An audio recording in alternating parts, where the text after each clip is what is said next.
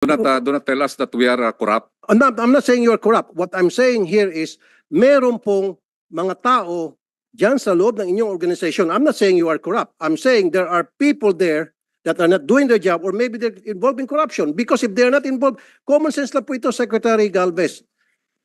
Pag nagsolik, pag nagsabi ka ikaw ay combatant, di ba combatant meaning meron kang baril. So kung meron kang baril, isusurrender mo yung kapalit ng 100,000. Your Honor, the categories of the firearms is not only individual firearms. We have also cruiser weapons. That cruiser weapons, meron po yung mga 5 o 6 po yung tao na. Then sana magmamatch pa rin. Isama mo na yung machine gun, isama mo cruiser weapon, kung ano pa mga weapon, kasama na dapat din. But I definitely take offense, Senator, that you are already telling us that there is a corruption. I believe that is not a correct accusation to us. Well, sir, I'm sorry. I'll stand by what I said. Meron pong corruption dito. Masaktan ka na, masaktan ka, I don't care. I'm talking on behalf of the taong bayan.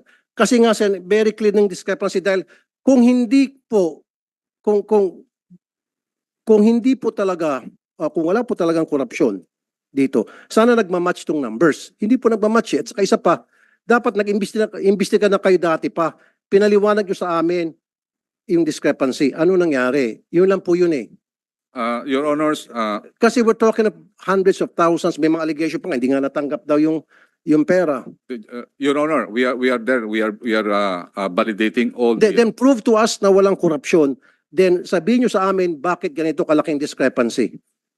Pag napaliwanag mo ng maayos, then babawiin kong sinabi ko rito. Your Honor, Mag-apologize pa ako sa iyo. Pero unless hindi mo ipaliwanag, then I'll stand by what I said, may corruption. Sir, mag-imbestiga po kayo, sir. I'm not saying again you're corrupt. There is corruption here.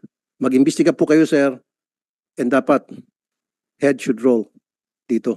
Meron talagang kalokohan dito. Hindi mo i-admit yun, sir, pero I'll stand by what I said. Maliban na lang, sir, kung ikaw ay nag-imbestiga at napakita mo sa amin, klarong-klaro na kung bakit ganitong discrepancy, then babawiin kung sinabi ko.